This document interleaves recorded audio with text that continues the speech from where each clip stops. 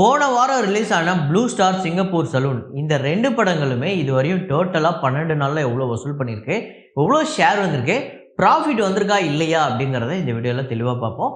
இது இல்லாம ஃபைட்டர், ஹனுமான், மலைக்கோட்டை வாலிபன், அப்புறம் அயலான் இந்த எல்லா படங்களுக்குமே நம்ம ஷேர் பார்க்க போறோம். எந்தெந்த படங்கள் அந்த லாபத்தை எடுத்திருக்கு அப்படிங்கிறதையும் ரொம்ப தெளிவா பார்ப்போம். அப்புறம் வடக்குப்பட்டு ராமசாமி அந்த படம் வந்து இதுவரையும் 4 நாள்ல ஒரு சூப்பரான கலெக்ஷன் எடுத்திருக்கு. ஸோ எல்லாத்தையுமே இந்த வீடியோவில் பார்ப்போம். இது இல்லாமல் இன்னைக்கு 15 இயர்ஸ் ஆஃப் நான் கடவுள் பாலா அவர்களோட இயக்கத்தில் வந்து ஒரு தரமான ஒரு படம். அந்த படத்தோட பட்ஜெட் என்ன, வசூல் என்ன, ஷேர் என்ன, அந்த படம் ஹிட்டா ஃப்ளாப்பா ஆவரேஜ் அப்படிங்கிறத பார்ப்போம். ஸோ வீடியோக்குள்ளே போகிறதுக்கு முன்னாடி நம்ம சேனலை நீங்கள் சப்ஸ்கிரைப் பண்ணல அப்படின்னா பண்ணிவிடுங்க. பக்கத்தில் இருக்க பெல் ஐகானை ப்ரெஸ் பண்ணிவிடுங்க. வாங்க வீடியோக்குள்ளே போகலாம்.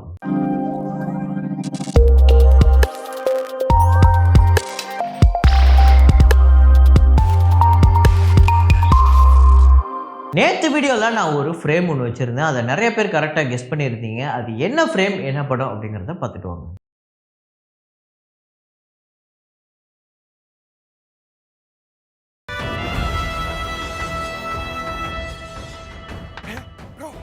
ஆக்சுவலாக அந்த படம் வந்து F3 அப்படிங்கிற ஒரு தெலுங்கு படம். நிறையா பேர் அசுரன் கெட்டப்லேயே நம்ம வெங்கடேஷ் இருக்கிறதுனால இது அசுரனோட ரீமேக்கு நாரப்பா அப்படின்னு நினச்சிக்கிட்டீங்க. ஆக்சுவலாக அதை கன்ஃபியூஸ் பண்ணுறதுக்காக தான் அதை வச்சதே. நிறையா பேர் நாரப்பான்னு சொல்லியிருந்தீங்க. அதுலேயும் சில பேர் ரொம்ப விவரமாக கரெக்டாக F3 அப்படிங்கிறது சொல்லியிருந்தீங்க. ஸோ ஆமாங்க, பயங்கரமாக ஒரு காமெடியான ஒரு சீன் அது. அவர் ஆல்ரெடி நடித்த படங்களோட கெட்டப்பில் தான் வருவார். ஸோ இதை கரெக்டாக கெஸ் பண்ணியிருந்த முதல் 5 பேர் அர்ஜுன் ரஞ்சித் அப்படிங்கிறவர், வினோத் மதன், குருதேவன் ஸ்ரீனிவாஸ், மிஸ்டர் மணிவண்ணன், அரவிந்த். இந்த 5 பேர் தான் வந்து முதல்ல கரெக்டாக கெஸ் பண்ணியிருக்காங்க. இன்றைக்கான ஃப்ரேமை பாருங்கள், கெஸ் பண்ணுங்கள்.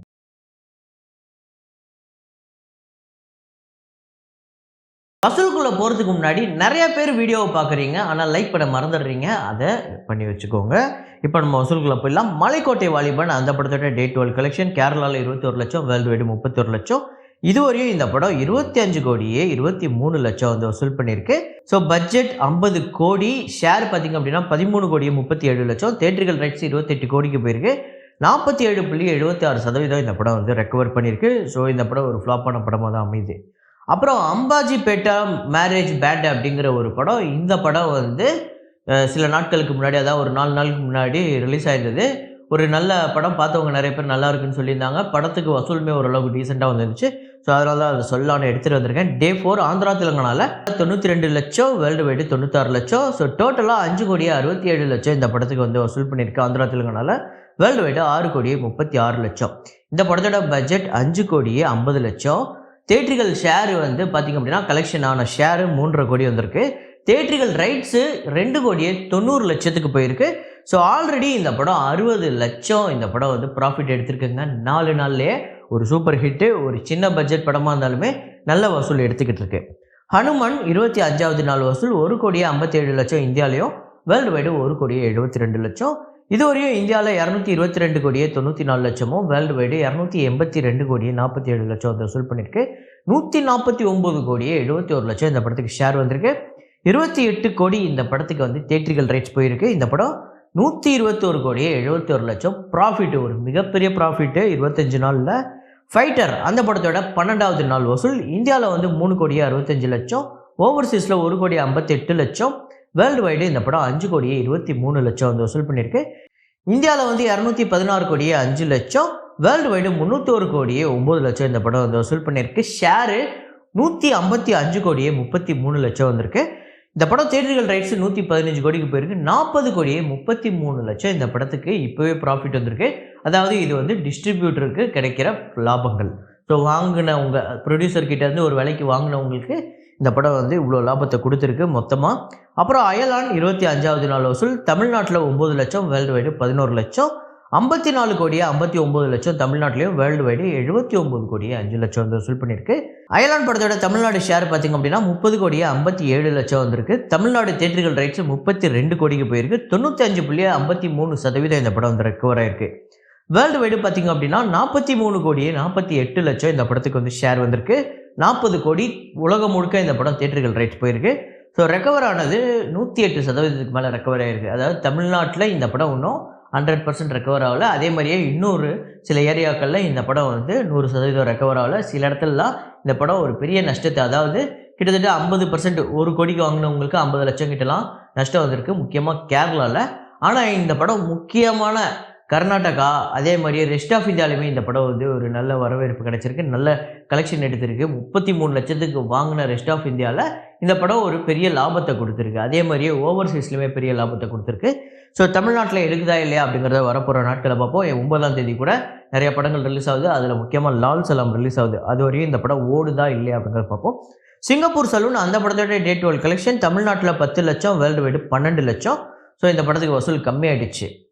அப்புறம் தமிழ்நாட்டில் 8 கோடியே 90 லட்சமும், வேர்ல்டு வைடு 9 கோடியே 79 லட்சம்.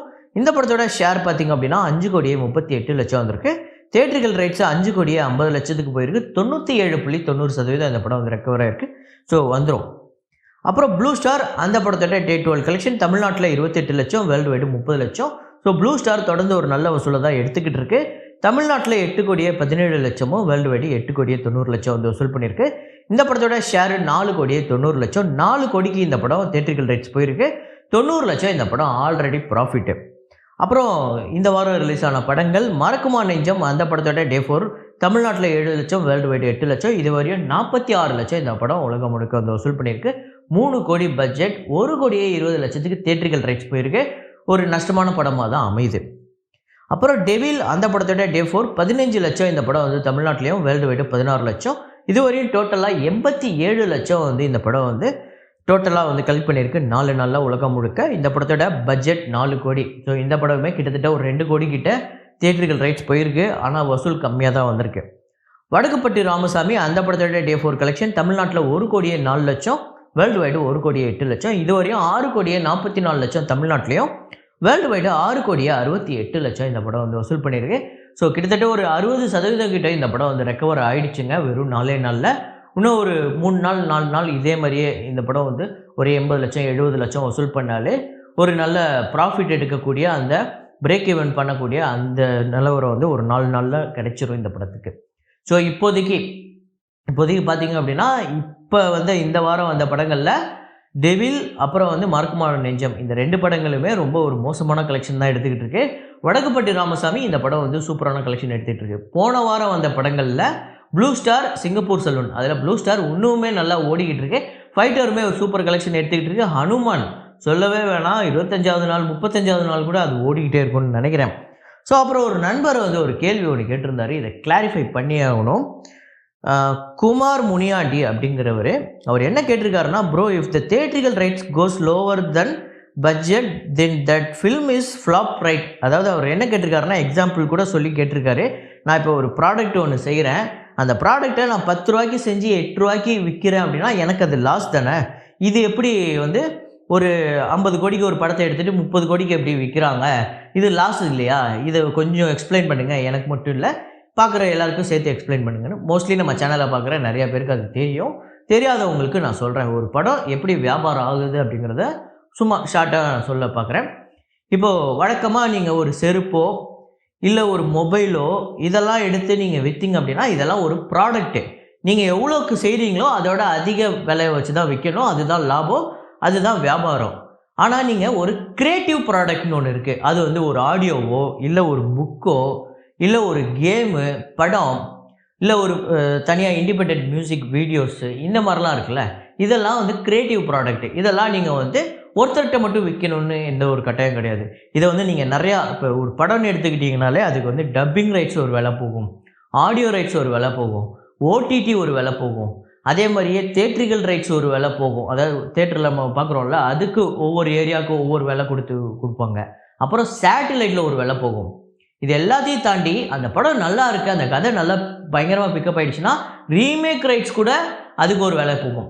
இது எல்லாத்தையும் சேர்த்து தான் வியாபாரம் பண்ணி ஒரு படத்தை 80 கோடிக்கு 90 கோடிக்கு எடுத்து நஷ்டத்துக்கு யாரும் கொடுக்க மாட்டாங்க, லாபத்துக்கு தான் கொடுப்பாங்க. அப்படி பார்த்தா எல்லா படத்தோட நோக்கமுமே லாபமாக தான் இருக்கும். மேபி சில படங்கள் வேறு வழி இல்லாமல் வாங்கினவங்களுக்கு நஷ்டத்தை ஏற்படுத்தும். அப்போ வந்து அந்த தயாரிப்பாளர்கள் சரி ஓகே நீங்கள் வந்து என்னால் நஷ்டமாயிட்டீங்க, நான் ஒரு பங்கை உங்களுக்கு தந்துடுறேன் அப்படின்னு சொல்லிட்டு தந்துடுவாங்க. இப்படி தான் நடக்கும் சினிமாவில்.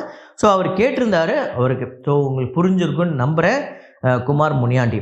ஸோ அதுக்கடுத்து தான் நான் சொல்லியிருந்தேன், நான் கடவுள் அந்த படத்தோட வசூலை சொல்கிறேன் அப்படின்னு சொல்லிட்டு. 2009ஆம் ஆண்டு இந்த படம் வந்தது. எனக்கு தெரிஞ்சு இந்த படம் அப்புறம் சார்பட்டா இந்த மாதிரி படங்கள்லாம் பார்க்கும்போது எனக்கு தனிப்பட்ட ரீதியாக ஆர்யாவை நினச்சி ரொம்ப நான் ஃபீல் பண்ணியிருக்கேன். என்னடா இந்த படத்துல இவ்வளோ மெனக்கெட்டிருக்காரு, இவ்வளோ உடம்பு வருத்தி நடிச்சிருக்காரு. எனக்கு தெரிஞ்சு வேற எந்த ஒரு ஹீரோவுமே நான் கடவுள் மாதிரி ஒரு படத்தை நடிக்கிறதுக்கு முன் வரவே மாட்டாங்கன்னு தான் நான் நினைக்கிறேன். அவ்வளோ ரொம்ப கஷ்டமான ஒரு விஷயம் நான் கடவுள் மாதிரி ஒரு படம் நடிக்கிறது. அதுலேயும் அவரோட அந்த மேனரிசம்லேருந்து எல்லாத்தையுமே மாற்றிருப்பார். அவ்வளோ சூப்பராக இருக்கும் அவரோட நடிப்பு. ஆனால் பெருசாக அவருக்கு விருது அந்த படத்துக்கு கிடைச்சிதா, சார்பட்டாவுக்கு அவருக்கு பெரிய விருது எதாவது கிடைச்சிதா, அவருக்கு எதாவது ரெக்கக்னைஸ் கிடைச்சிதா அப்படின்னு கேட்டால் அது ரொம்ப கம்மியாக தான் இருக்கும்.